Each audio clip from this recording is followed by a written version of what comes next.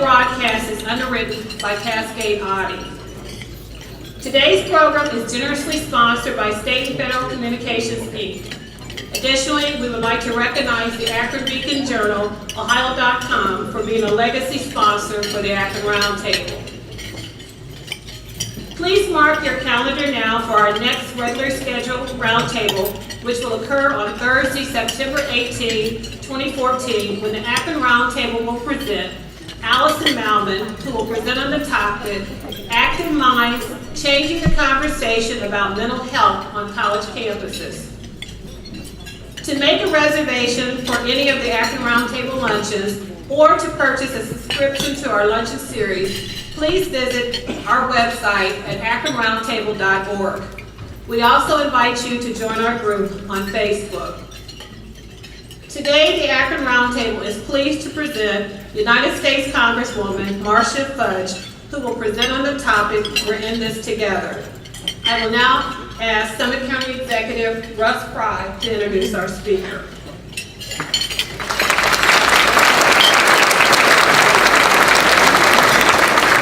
Thanks, Jackie.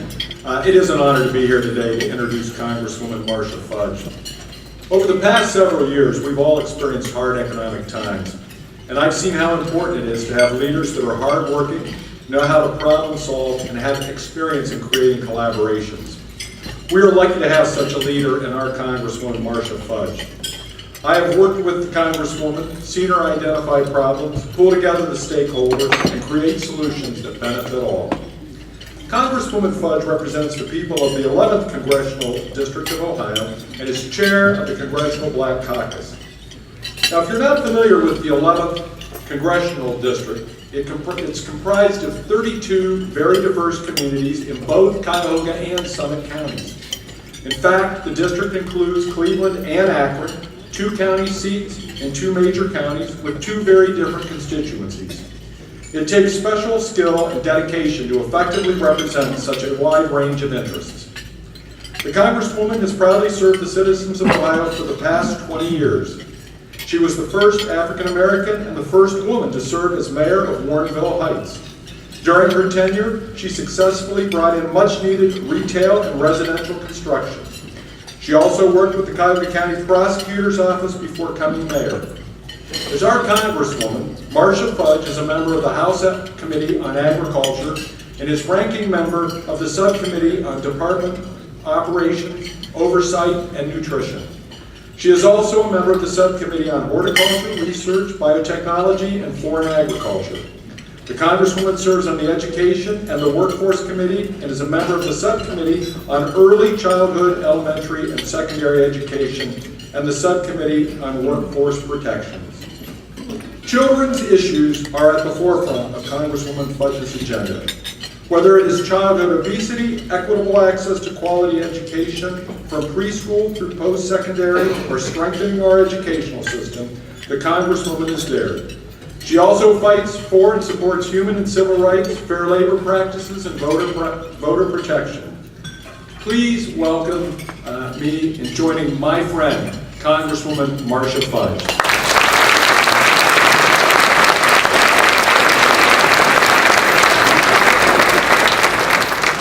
Very, very much. Thank you all for being here today. Russ, thank you for the introduction. Russ actually has become a friend, so it's a pleasure to have him introduce me today. I want to thank President Jackie Silas Butler and Joan and all of the elected officials, the business leaders, the medical community, and I say I picked them out for a reason. I do now that I represent Akron and Summit County, parts of it, I have the best health care in the world. In the entire world. Think about it. My colleagues are very envious of all of the facilities I have and the research and all of the great things that we do by way of our medical community, so thank you. To my sisters that are sitting over there, thank you for coming. I know that I'm supposed to be giving this speech about We're in This Together, but I do have to say something before I begin my remarks. Oh, my staff is here. My staff, raise your hand. They're spread out a lot of places now. And I'm not going to start naming names because there's so many people that I know in this room. But I thank you all for your support. But over the last week and a half, we've had a journalist beheaded. We have religious unrest all over the Middle East. We have protests in our own streets, 50 years after Freedom Summer. It's a tough summer. It's been a tough summer. And what it has made me realize is how small some of the things we concern ourselves with really are, but also how big the footprint of government can be. I know there are many people don't believe that government has a purpose, but it does. And if you just look at what has gone on over the last 2 weeks in this country and across the world, you'll see that it does. And I do especially want to thank, I know the mayor is not here today, but the mayor and the police chief wrote a letter to the FBI without my asking to talk about how we address police shootings in our communities. And I am so grateful that they are looking at ways to make this a consistent way that we handle this across the country, so I'm very pleased about that. And if you are like me and you watch too many talking heads over the day, I watch TV all day when I'm at home. You can just listen to one talking head after another. Don't believe anything you hear, because none of it is true. Why I watch it, I think more for entertainment than anything else. But do know that, in fact, there is a role for the government of the United States, and I'm certainly hopeful that I can be a part of making government work for the people of this country. I want to thank you for inviting me today. It is indeed a privilege to be here. I've been learning a lot about Akron and Summit County, how we are very much alike as it relates to the area from which I live and come from, and how we're very different. I mean, for example, I learned that in 2013, U.S. News and World Report featured Akron as one of the 10 best places in the country to retire on $75 a day or less.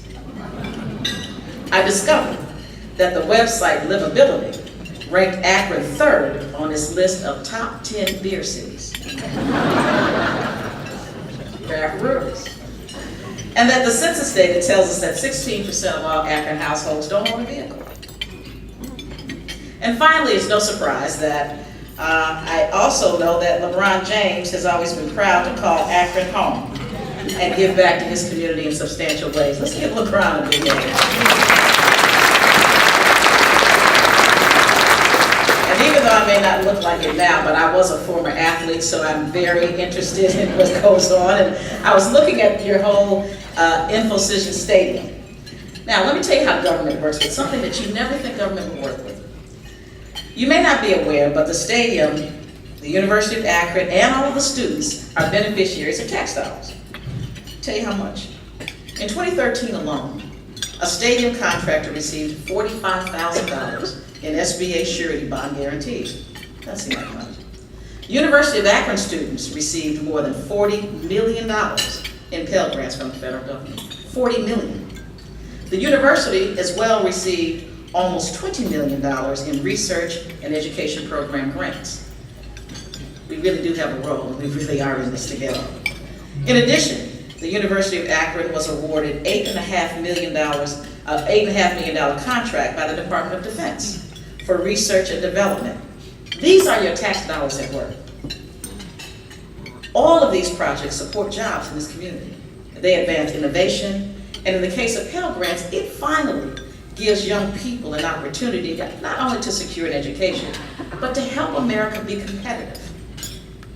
Because even though we are still the greatest nation in the world, we are suffering as it relates to being competitive with our children. And so I'm very, very pleased to say that I'm a proud supporter of Pell Grants. I'm a proud supporter of research and development and technology, which my colleagues often want to cut. But I'm always going to fight for them, so I thank those of you who support it as well. Directly or indirectly, thank you. The government really does touch all of our lives. Yet there are those who advocate for severe cuts to programs that help people. You know, one of the things I tell people when they ask me what is my job, I tell them my job is to represent the people who sent me to Washington. My job is to take care of the people who need my help. I am proud to say that I have a district that is very diverse. I represent some of the poorest people in America and some of the wealthiest. I spend more time with those who are poor because I know that those who have the least are the people who need me the most. And I'm proud to do that. But I have to fight every day with those who want to cut things like food stamps or SNAP, want to cut education funding, want to cut Pell Grants, want to say that it is okay for us to not extend unemployment insurance. Can you imagine that in this day and time, we would not want to help a neighbor who may just be down on their luck? Can you imagine that? But that is what we do when we decide that it is more important to cut the budget, to reduce the deficit, than it is to help our neighbors. Now, let me just tell you this. I believe that we do have a deficit issue in this country. There's no ifs, ands, or buts about it. But all of you who have businesses or just run your own household, you realize that when you're in trouble, you just can't cut everything across the board. I mean, what sense does it make to say, yeah, I got a problem, I'm gonna just cut everything by 10%, no matter what it is. You're gonna cut your mortgage by 10%? I don't think the bank would like it very much. You know, you're gonna cut your car payment? You think they might come and get your car if you don't pay your car note? We need to be smart. We need to look at things in a way that makes some sense. Because we really are all in this together. We need to serve the people who we represent. You know, the one thing that they didn't tell you about cutting unemployment insurance is that just the very first week of 2014, when we didn't pay the benefits out, the state of Ohio alone lost $12 million in our economy in 1 week. Because when people are on unemployment insurance, that money goes immediately back into the economy. People can't afford to save it or hide it somewhere. It goes right into the economy and it keeps things moving. That's just 1 week. As well, the Congressional Budget Office estimated that without unemployment insurance being extended, our economy is going to lose 200,000 jobs. Now, we're just making the problem worse. The unemployment problem gets worse because of things that the federal government does. Our recovery would be a great deal faster if we made economic decisions that create jobs. And when you hear people saying, oh, you know, we got a jobs bill, garbage. There is no jobs bill. There is no jobs bill. A jobs bill to my colleagues is let's cut taxes. We tried that. It didn't work. Because the people who benefited most from cutting the taxes put the money in their bank account. It never went back into the economy. We've tried that. In 2010, the chief economist for Moody's said before a Senate committee that unemployment benefits were the most effective form of economic stimulus. Because he noted that for every dollar in UI benefits, the gross domestic product, I wrote that wrong, increased by an estimated $1.61. More importantly, families are struggling, and they are disadvantaged when we cannot assist. We still don't have enough jobs for the people in this country who are looking for jobs. And for those who would say to you on television that these people who are on unemployment insurance or who are on SNAP are just lazy, it's not true. I know everyone in this room knows somebody who has needed a little help at some point in their lives. Maybe even you. Just to get over the hump. People don't stay on unemployment insurance all their lives. They don't stay on SNAP all of their lives. And when people tell you that, they are not being honest with you. And if we can fight wars off of a balance sheet, we can sure feed hungry kids. We can send kids to school in a decent environment. We can make their neighborhood safe to walk. We can find a way to give them healthier food. Because if we don't, we will have in fact raised the first generation of children in this country who will have shorter lifespans than their parents. On our watch, I'm not going to be silent on my watch. I'll allow them to do it.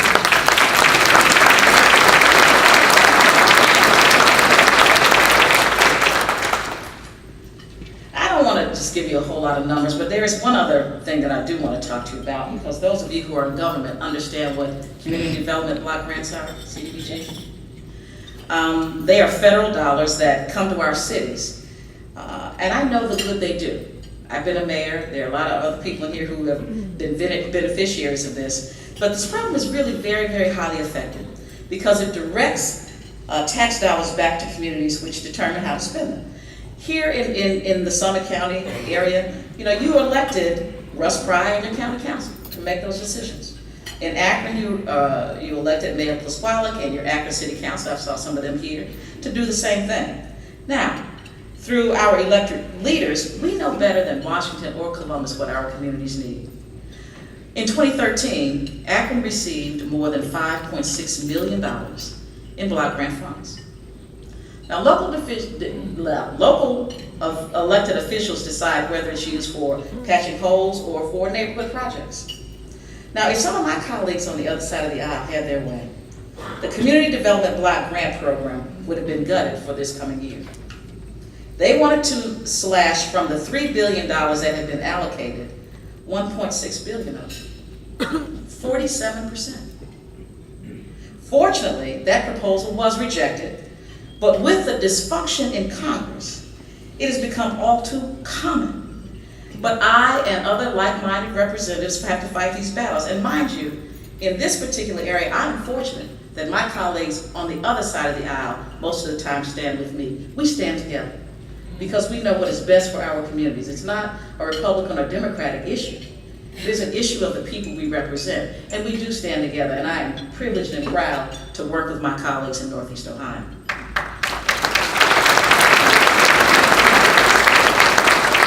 And I'm co-sponsoring a bill. It's called HR 668, which is going to support block grant funding. Meanwhile, right before August recess, the House of Representatives passed 14 bills that extend tax breaks. They're called tax extenders. That's what we call them. They're going to add $825 billion worth of B to the deficit of this country, and it's not paid for. So it's not like we can't do things when we want to. The House of Representatives does what it wants to do. So it's really not always about dollars and cents. It's about policy. It's about philosophy. We do what we want to do. I'd much rather see proactive policies to stimulate growth in our district and across the country. Why are we still rewarding corporations that forsake their U.S. citizenship and receive huge tax breaks for it, instead of creating a climate within this country that rewards innovation, technology, and modern manufacturing? Something has to give. I understand people need to make money, but how much money do we need to make? Come on now, y'all. I mean, our corporations are making more money than they have ever made. Now, I believe in business. As a mayor, you have to find a way to try to get as much revenue in your communities as you can to keep it off the backs of people who are paying taxes every day and working hard. But if I pay a certain amount of money in taxes, so should they. They want to be corporate citizens, then be one. I'm going to call out, don't raise your hand if you hear from Goodyear, don't raise your hand. I don't want to know. But I do want to say to you, even though I know your growth right now is in Latin America and Central America, you are a valued corporate citizen here. Let us compete for your business. You get ready to build a new facility? Maybe you can't build it right in the city of Akron, or maybe you can't build it right in the city of Cleveland, but somewhere in this region we can accommodate you. Let us compete, because we can win.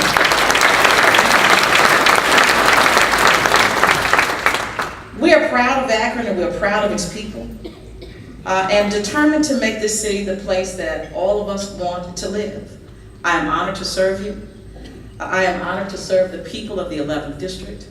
I am proud to be a public servant.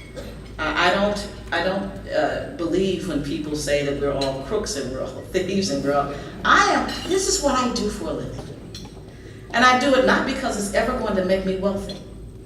I do it because it is what I love to do. I do it because it is what I am called to do. I'm called to serve people, and I will do it as long as I can. Thank you very much.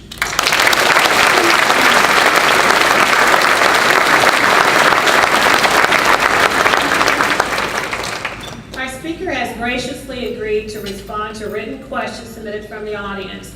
At your tables, you will see cards, and if you have a question, please write those on a card, and one of the persons will pick those cards up and bring them to the podium.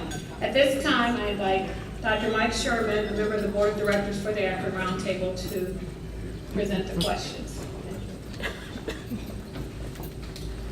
As we gather questions from the audience, let me ask this Congresswoman Fudge. You begin each day with the pledge to do the people's work.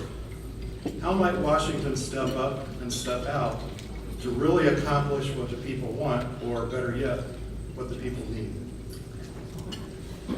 Let me just do this. I would say that Congress is a microcosm of America. We're no different than you. And so when you send people to Washington who don't believe in government, who don't believe government has a role, who want to tear it down, what do we expect as a nation? What do we expect? And so I think what has to happen is that on both sides of the aisle, the people who are in extreme positions need to kind of be pushed to the side and let the middle ground win. Except for that, that's not what happens.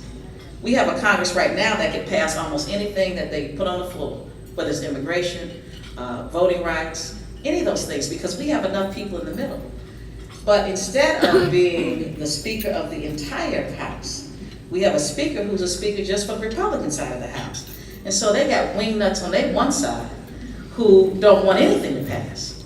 And so as long as they listen to the few and not the many, we're never going to get anything done. We have to listen to reasonable minds. And I'll admit, sometimes I'm extreme too. And in those instances, they should say, okay, Marcia, go sit down. And I understand it, because our job is to move America forward, not our own personal agendas.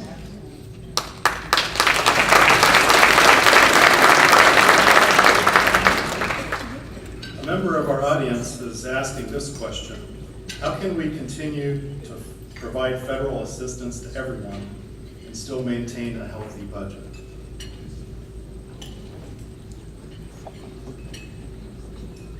First off, if you had a healthy budget, what would you do with it?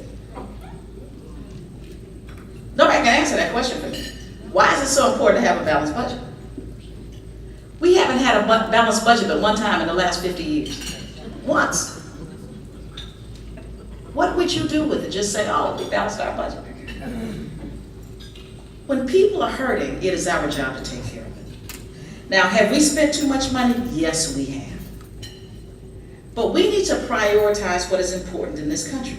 You can't say because let me tell you why we have the debt we have in this country, the majority of it. 1/3 of it was Medicare Part D, which was never paid for. 1/3 of it is the wars that we never paid for. And 1/3 of it was the Bush tax cuts of 91 and 92. I mean, 2001 and 2002. That's basically the budget. That's basically the deficit of this country. We need to start to pay it off, but you can't pay it off all at one time, because what happens is when the federal government starts to constrict and contract, it just falls down. And so then it happens with state government and with county government and with local government. Then it happens with people who want to make contributions to worthy civic and community organizations. So when we start to do this, it falls down. So what we do is we make the situation worse than we do to make it better. What we ought to do is make sure that everybody who owes us a dime pays us. Because what happens is we are now taking in significantly less dollars than we took in under Bill Clinton. At that point, the GDP, I think 26 to 27% of it was tax revenue, income tax revenue. It's down under 20%.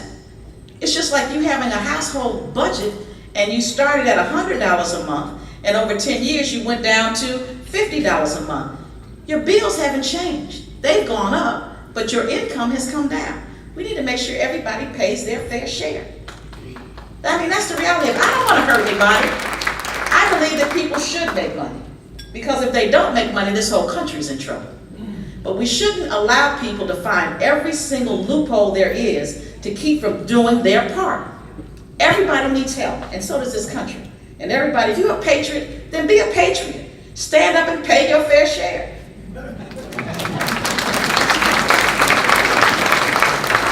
Another question is related to the work that you do in Congress, and that's related to children. And an audience member is asking, how can the federal government help change what children are eating every day? You hit my sweet spot, whoever that was. I am on the Agriculture Committee for a reason. And let me tell you how bad it is. If you consider this, if you take 2 scoops of tomato sauce and put it on some bread, they say you have a vegetable. So they serve you pizza. Instead of serving you healthy meals.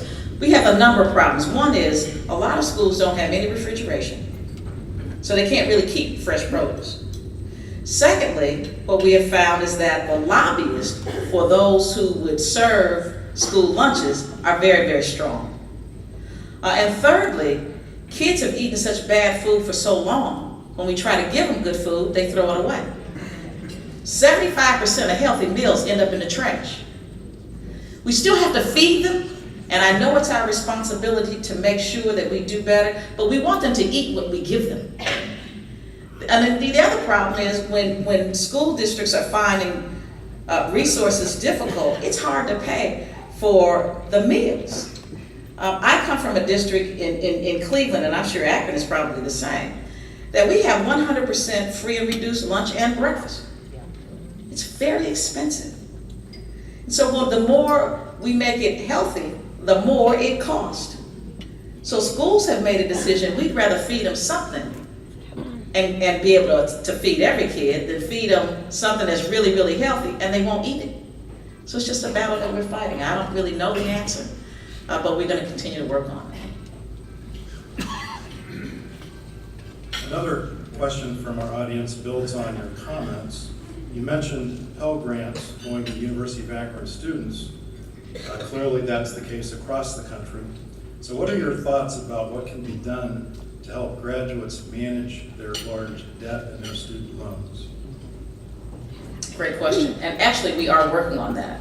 The Education Committee actually has already passed legislation that says that you will never be forced to pay more than 10% of your income towards your educational debt.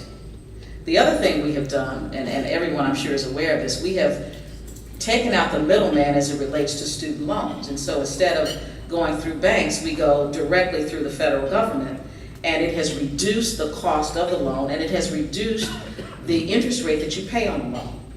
Now, we've got a long way to go, but some of it is not just so much the loan itself, it's the cost of education. When you look at the cost of education in this country, now I understand that things cost more, but I don't think that the kind of competition we have with colleges today, some of it is really not appropriate. I mean, we charge kids 10 times as much to go to A school, where B school has the same ability to teach kids. So the cost has just become phenomenal. It's outrageous. If I had to send a kid to school today, I don't know what I would do. I mean, you look at some of the Ivy League schools who minimum $35,000, $40,000 a year. How do people afford that? You even look at some of the state schools. Now, I'm a state school girl. I went to Ohio State University undergraduate school, Cleveland State Law School. I could afford to pay it. Today, I couldn't. So we have to start to figure out, are we paying for education, or are we paying for prestige? Are we paying for facilities? Are we paying for a football team or a basketball team? What are we paying for?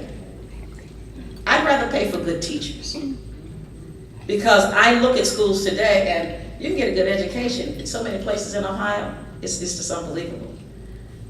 I'm not saying don't go to Yale, don't go to Princeton, don't go to Cornell or wherever, but understand what the value is of the school that you send your children to. We've got to stop the spiral somewhere. I'm telling you, the cost of education is outrageous today. Building on your theme, we are in this together, a member of the roundtable attendees is wondering about your thoughts on the unrest in Ferguson, Missouri, and how that might be better managed. Well, at this point, I think it was just handled so poorly in the very beginning. I have been dealing with Ferguson, Missouri every day since the shooting happened. He said in the introduction, Russ did, I do represent the Congressional Black Caucus. I've been talking with the Department of Justice, with the White House, with members of my caucus, many of whom you've seen on television over the last week or so. It is a powder keg. But race is also a sore that has never healed in this country. And the longer we ignore it and not talk about it, the worse it will become. It will fester, it will be infected. We have to deal with race in this country. And we just won't do it.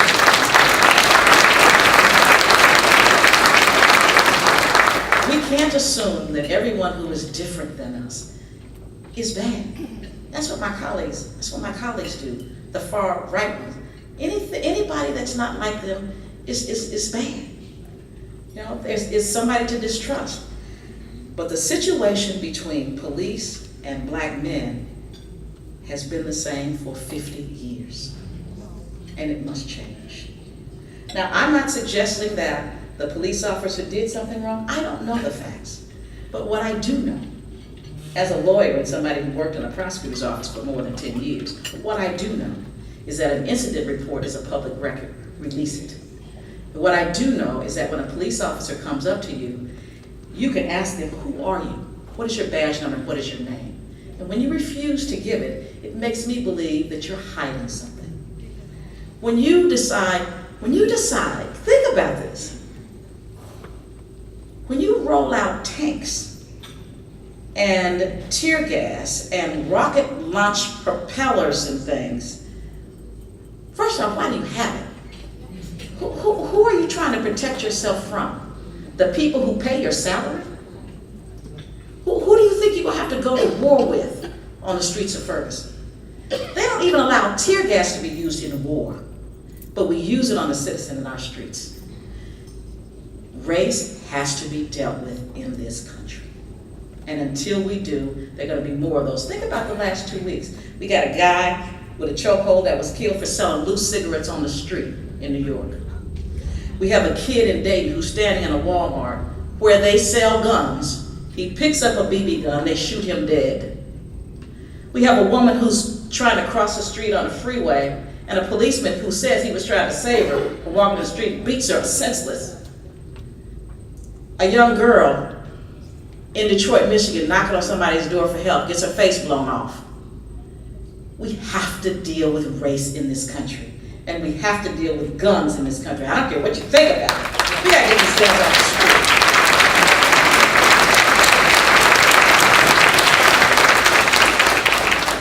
street. Changing tack with the questions just a bit, can you speak to the federal efforts to protect the right to vote and perhaps comment about this right to vote in Ohio? Hope nobody's afraid of John Houston's here.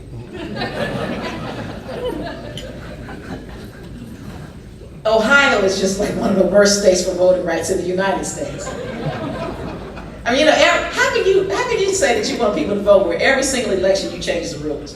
Every single one. You change the days you can vote, the hours you can vote, what you need to vote. Every single election over the last 3 years has been a different rule. Every single one. So just confusion creates a problem. And every single time he's been taken to court, he's lost. What I really don't understand is why people in our own house, our legislature, believe that there is fraud in voting. Now, you tell me what's easier. I want to do something illegal in voting. Is it easier for me to take my ID, show it to somebody at the Board of Elections, or do it from my house where nobody sees me? Nobody goes up with somebody else's ID. It is too hard. If there is any kind of fraud in voting, it's absentee. It's not in person. But it's in person because they know, and it's not even racist really. It's just they don't want Democrats to win, so they figure, that's what it is. Okay, we're gonna make it hard for young people. We're gonna make it hard for people who are disabled. We're gonna make it hard for people who are old. We're gonna make it hard for people who are poor, and we're gonna make it hard for people who are black. And then when you ask them, they say, oh, why? We're just doing the right thing. Liar, liar, pants on fire. John Houston is just as bad as the rest of them. But now nationally, we do have a voting rights bill that we can't get on the House floor. You know, in our business, the majority controls what goes on the floor. Until the speaker puts it on the floor, we can't vote for it. We have enough votes to pass it. But people on the far right don't want it on the floor, and they control what comes on the floor. These 80 people out of 435 control what goes on the House floor. But voting rights is a major issue in this country. 50 years after we fought this battle. Call John Baker, tell him to put it on the floor.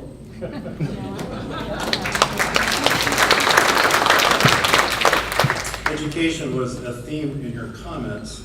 This is the 50th anniversary of the federal TRIO program, Upward Bound. Would you please comment on its success and your thoughts about continued support of TRIO? It's been a great program, and I am very, very supportive of it. It's a great program. But the problem is, we have people that just want to cut the budget at all costs. So when you cut across the board, everything gets cut. And now we probably will end up escalating in Iraq. We might end up going back into Afghanistan. We're having more issues with Syria. We're dealing with our allies in Israel. I don't know how much more money we'll spend, but trust me, they will give tax extenders of some $800 billion and say it doesn't have to be offset. But if we want to do something with TRIO, they're going to say, how are you going to pay for it? So, I mean, that's what I deal with. I mean, I just deal with some really mean people. I deal with some great people, but I deal with some awful people too. And it's the awful people who don't understand that at some point we have to invest in our greatest resource, which is our people. And until they understand that, we're going to be in trouble. You've been a mayor and a congresswoman. You clearly have relationships with county executives and other mayors. How can the different governments work better together to do the people's work? I think that that's a great question. Now, I really do pride myself on working with the people that I represent. I mean, thank goodness I work with people who are great. Russ, I mean, the first day we met, we clicked. It's like, how can we work together? The same thing in my county where I live. The same thing with all the elected officials. I have meetings with elected officials all the time. I just had one last Saturday where I invited all the elected officials on the southeast side of the district to come to a meeting. I have breakfasts with people. I try to let them know what I'm doing. I try to figure out what it is that they want. And I don't mind doing it. I think that we have to hold elected officials accountable, even if it's me. So you have to expect that I'm going to let people know what I'm doing. I have conference calls. I mean, I'm willing. I wrote a letter on behalf of the Goodyear situation. I write letters to the FBI. I mean, I work at getting grants for colleges. I do a lot of things that maybe some others don't do. I just believe that's a part of my job. So I'm blessed to work with really good people across the board. So I think we do very well. Now, I could probably tell some of my colleagues how to do it, except that they don't care. We have time for one more question, and that question from a member of the audience is related to what sport did you participate in? Sports. And what do you think about this region having held the gay games this year and last year the senior national or the senior Olympics? I'm going to answer the last one first. I think that this part of the country is just so exciting right now. I was telling my colleagues when we were trying to get the RNC, they were walking around and said, we're going to get it. They said, why? I said, because we deserve it. I mean, I took, after the day that they announced it, I took buttons, Cleveland rocks. I was giving all my Republican friends, wear this. And so they said, well, you know, Marcia, when we come, I said, when you come, I'm going to tell you everywhere to go. I'm going to take care of you. Will you let me speak? And then they all just like, no. But I am so excited. I'm so excited about this $200 million. I am so excited.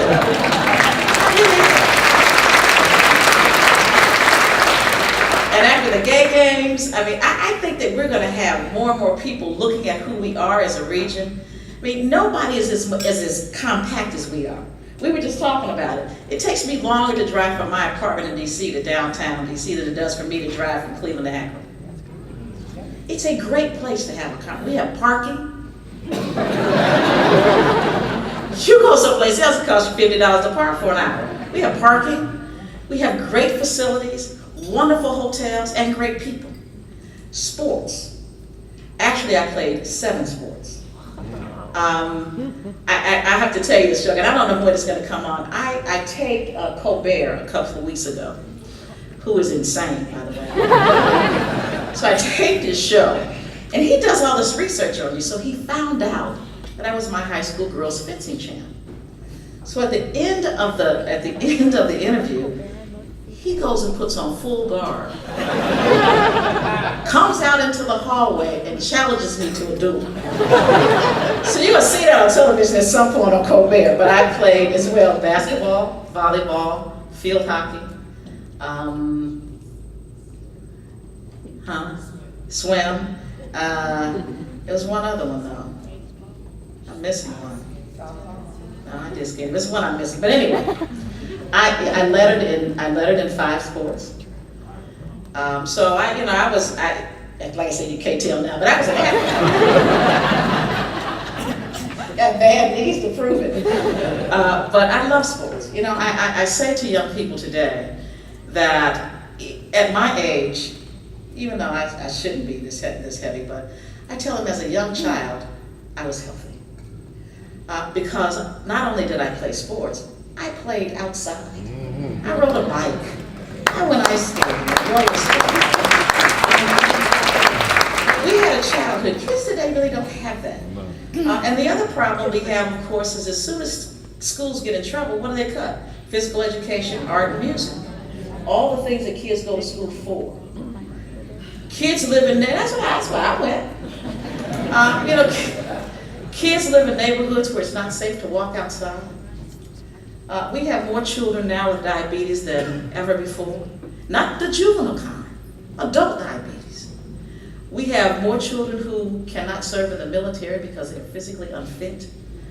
I was a healthy child. And so today I don't have a lot of the things that come along with being overweight, even though I am.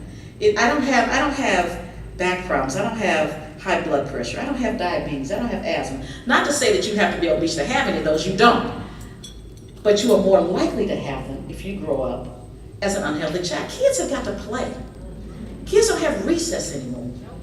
I mean, we have become a country that if you're not on some kind of little game or something's wrong with you. I had to tell my staff sometimes, don't send me anything else on my phone. Call me. Talk to me, let's go. I don't do it all the time. That's another reason we can't communicate with each other. These kids can't even speak in a complete sentence. Honestly, you ask them to write a paragraph, just ask one of them and see what you get. I was an English lit major.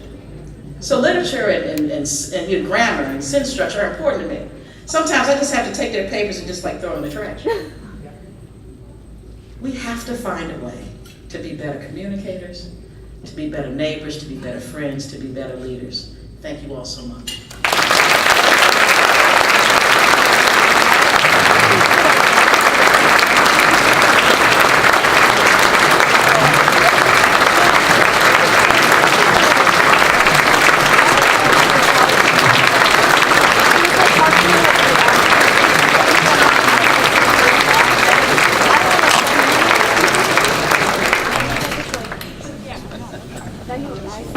Congresswoman Fudge, on behalf of the Akron Roundtable, we would like to present to you a template to stud, which was designed by local artist and draftsman Don Drum. Thank you. Thank you.